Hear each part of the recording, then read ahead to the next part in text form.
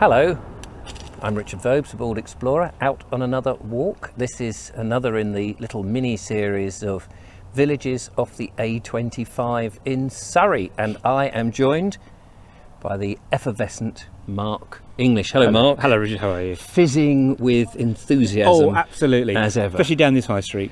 This is a nice place. Where are we? We are in Limpsfield in Surrey, very Murray, northern side on the Surrey-Kent border. What's interesting about Limpsfield, it's got so many lifted buildings, many medieval. We before we started filming, we just walked up the high street because we thought it'd be fun to walk down and show you. And I have to agree, it is, apart from the cars whizzing up and down. Yeah, we've got a cut through from the A25, unfortunately. It's absolutely lovely.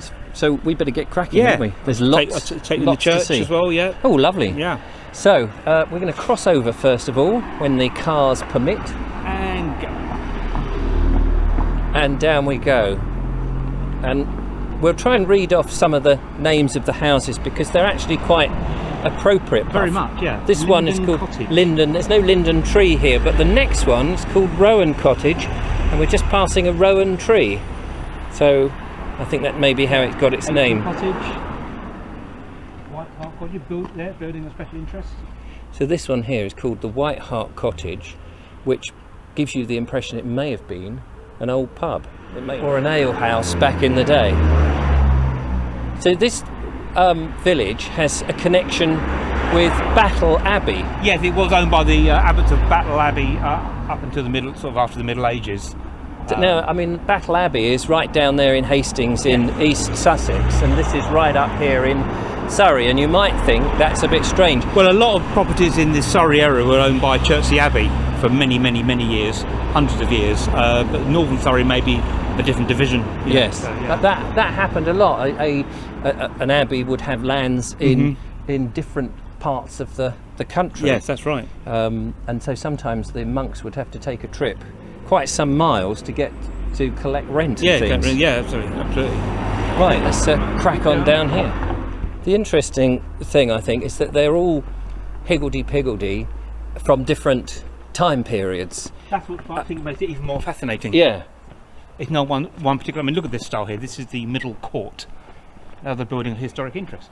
Yeah, so this one I think is the old court house. Here we go. Look at that down here. Yeah. And then next to it is middle court. And of course, time has moved on from when these buildings were originally built, and so naturally they've been added to, they've changed over the course of time. But you can see in the old courthouse there, if I sweep the camera around, the original timber framing, which some of the others now has been hidden behind the hanging tiles.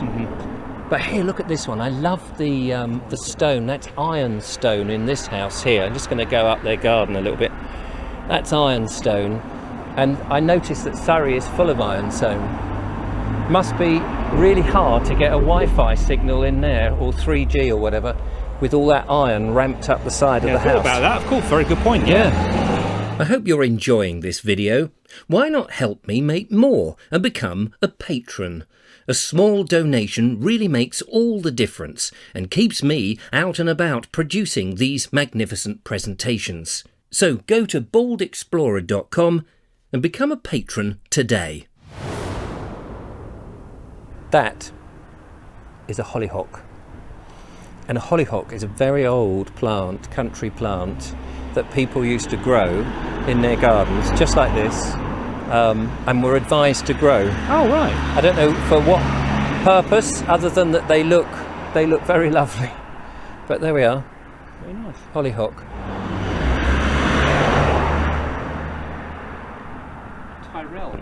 Tyrells it's called. Is it? And then on the other side you've got these. Here is a house that has a Georgian front and a parapet, but you do wonder if that actually the whole house is Georgian or whether it was built on a timber framed original underneath, although it is quite high. I just said to Richard earlier on, and I'm not a big fan of Georgian architecture, which is I don't know, I find it really bland.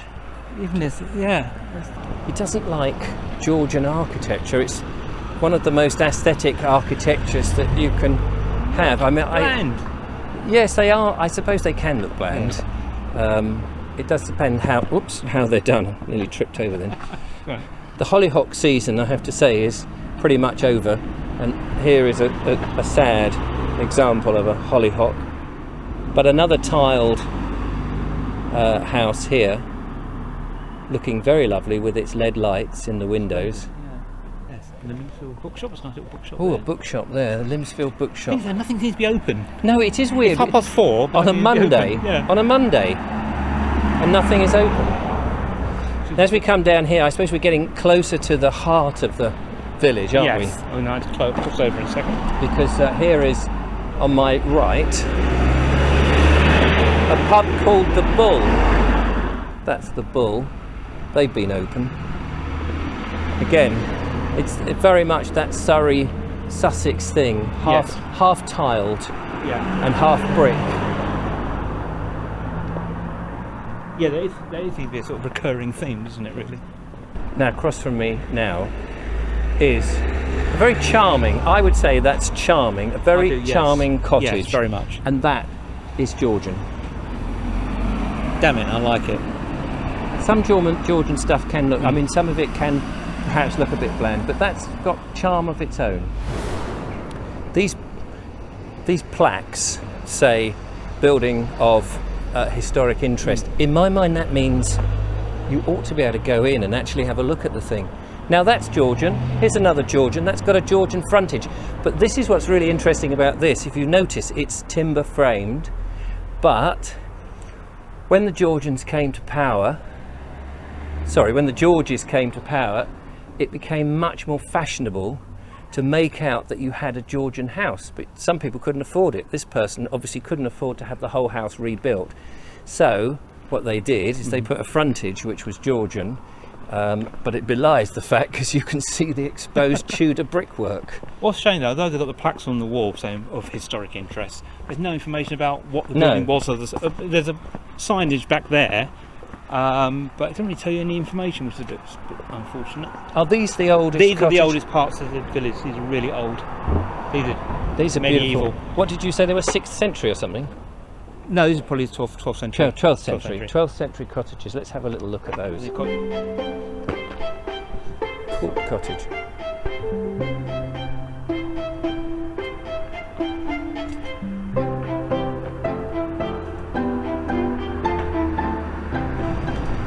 And here again, another of the plaque. They do have numbers on. You must be able to look them up. Yeah. Building of historic interest 114.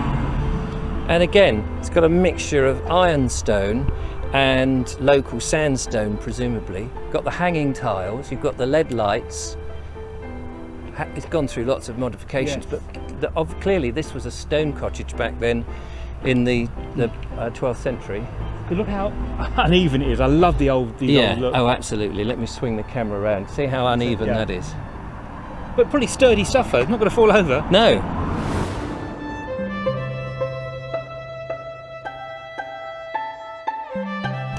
So here we are, back at St Peter's Church. I did a video from here last bank holiday week, Monday. You did, didn't you? Yeah. But I thought I wanted to take you in here as well.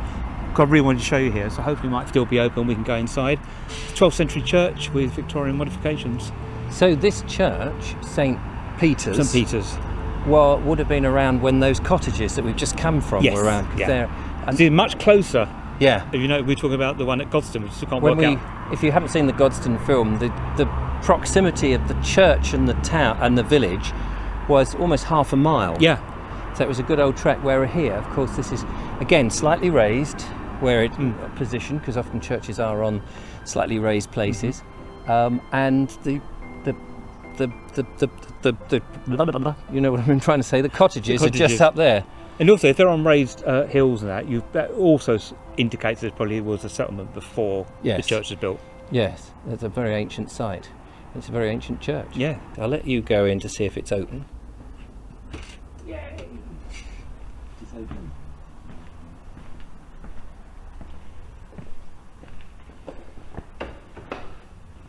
And here we are. That's very deceptive, because when you stand on the outside, it looks like a tiny little dinky church. Yes. And like the TARDIS, It's huge on the inside. Dimensionally transcendental. Mark's got something very ancient to show me, is that right? Yes, that one's interesting. Also, it's old. It's also ancient, but it's old. Right. It's very interesting. Yeah, I suppose a lot always depends on what your interpretation of ancient is. Hang on, let's come around here. This plaque here, if you can bend down and so your viewers can see, here lieth George Eliot, Esquire, and groom of the Prime Chamber to the Queen, aged 62 years, who died on the 15th of February, Anno Domini, 1644. 1644. That's a very early example of a tombstone.